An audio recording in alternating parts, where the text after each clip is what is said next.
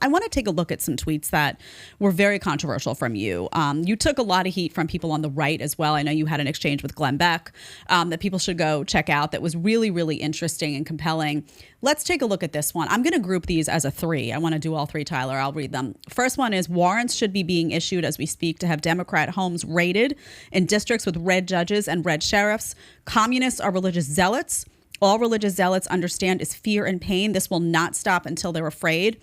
Then you say, you have, this is not back to back, but nonetheless, well, maybe it was back to back. Oh no, it was a little bit removed. You have no idea the kind of authoritarian I'd support if it means stopping the communists. This is not an insult.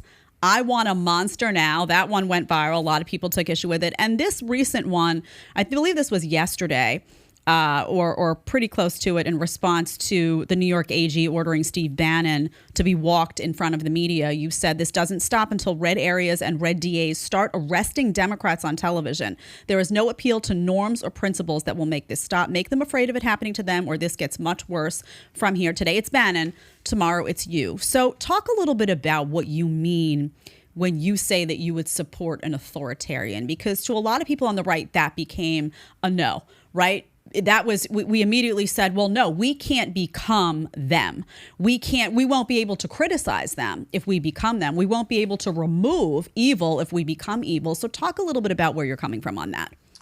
Well, first of all, I'm not interested in criticizing the communists. I'm interested in defeating the communists. That's one. 2, I don't want an authoritarian, Jedediah. That's not what I want at all. I want a small, tiny government, and I want to live in the land of the free. That's what I want. But God didn't give me a choice. Did you get a vote? Did he come down and ask you what period of time you live in?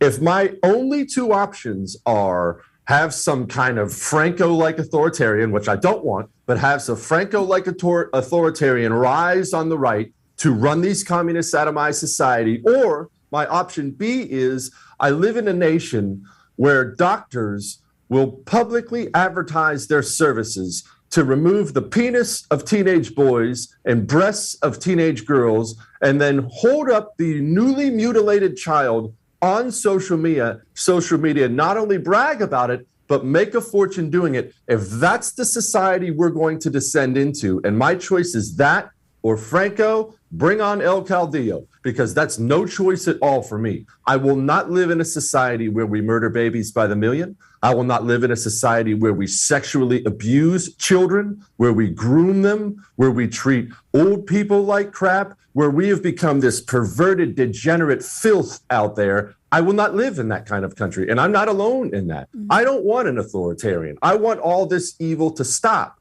But this evil, because it is evil, it's not wrong or bad or liberal or left. That's evil. That's demonic. Because it's evil, you're never going to criticize it or call it a hypocrite or do any of the things that conservatism has been and make it stop. They're not worried about being hypocrites. They're not worried about being criticized. They're worried about victory. They're worried about their evil defeating your good, their darkness defeating your light.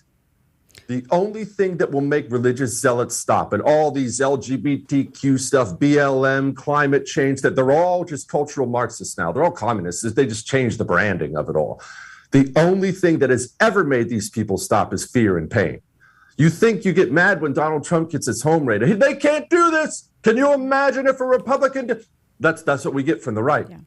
Name me one Democrat congressman that had his door kicked in by a SWAT team after that happened. Not one. See, they're not worried about hypocrisy. They're worried about victory, and they're busy making it happen. Yeah. And my problem with that, and I understand where you're coming from with that, my problem is I don't want to live in a society where fear and pain get normalized from the top. First of all, I never would trust an authoritarian. Authoritarians go rogue.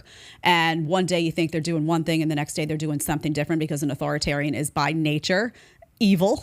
It just is. Anyone who wants to suppress or oppress is by nature evil. But here's my solution, one of them. And we have many problems in this country. One problem I think that can be fixed is what's happening in the blue cities. And my advice to everyone said, oh, you know what? You're from New York City.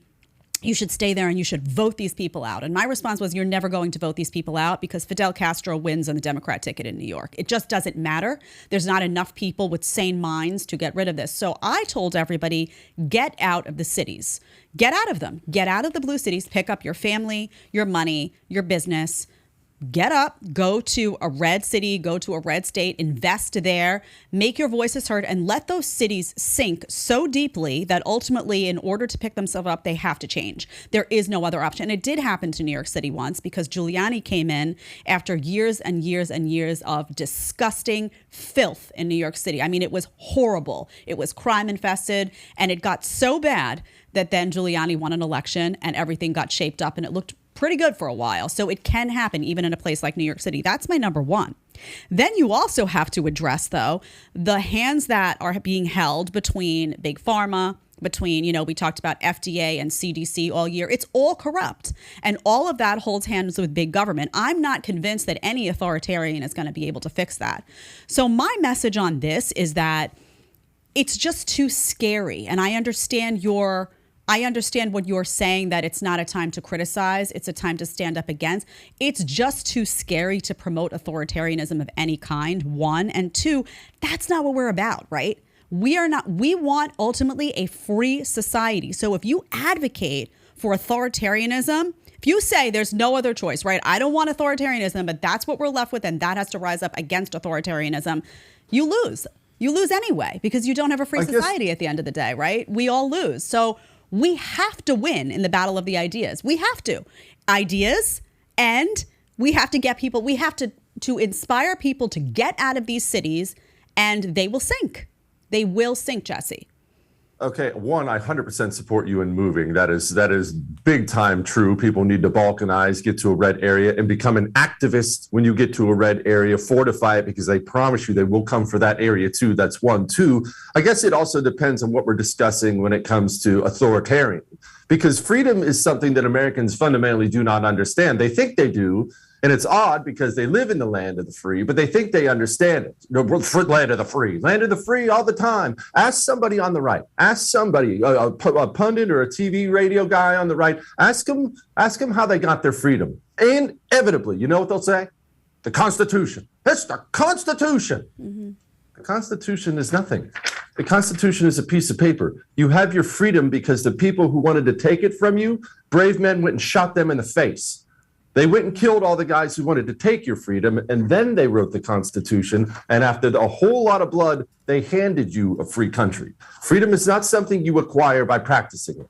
If you want these people to stop assaulting you, stop using the FBI, CDC, so on and so forth, if you want them to stop coming for school board parents, if you want them to stop doing the frightening things you're doing, you're going to have to do something to dissuade them, because I promise they're not going to wake up tomorrow morning in the FBI and say, guys, oh, we do look bad, don't we? Dang. You know what? Let's change our ways. I feel bad. I feel terrible. That day's never going to come unless they get stung, unless there is something they fear. There is no stopping them. We're not dealing with bad. We're dealing with evil, and there is no bottom. I see, like we were talking about the trans stuff a little bit earlier. Mm-hmm. I see so many people talk about how we're going to reach some bottom, how there's going to be some bottom, and then we'll come out of this whole thing. There is no bottom with demons. There is no bottom. It's trans stuff today. That'll be a distant memory 10 years from now when they're openly promoting pedophilia. They already have a term for it, minor attracted persons. And that won't be the end either. You'll see pedophilia openly depicted in film. It'll go down from there because it's a bottomless pit that doesn't stop until it's stopped by the forces of good, whatever those forces are. I want them to be freedom-loving forces, Jedediah. I don't want some Franco type. But if those are my only two choices, I know what I'm picking. Yeah, I mean, and I think what you're talking about is like a creeping normality of decay that's happening, right? It becomes, it's shocking at first, and then all of a sudden it becomes the new normal. And I actually had covered on the show videos of people who were justifying pedophilia and saying, oh, we shouldn't be mean to them. We shouldn't label them pedophiles. That's a degrading term. I mean, so it is already there, right? We are already at that point.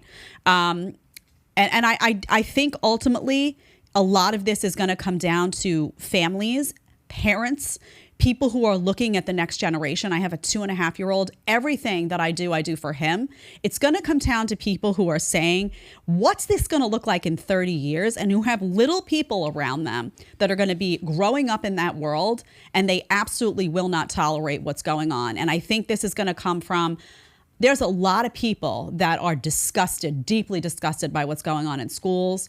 There's these puberty blockers that, they're advocating giving to children now. They're coming for the kids, Jesse. We know it. They're coming for the kids on the vaccine stuff, with the mandates, with the masks. They are coming for the children. And if you like the short clip, you can catch another one here, or you can catch the full episode right here.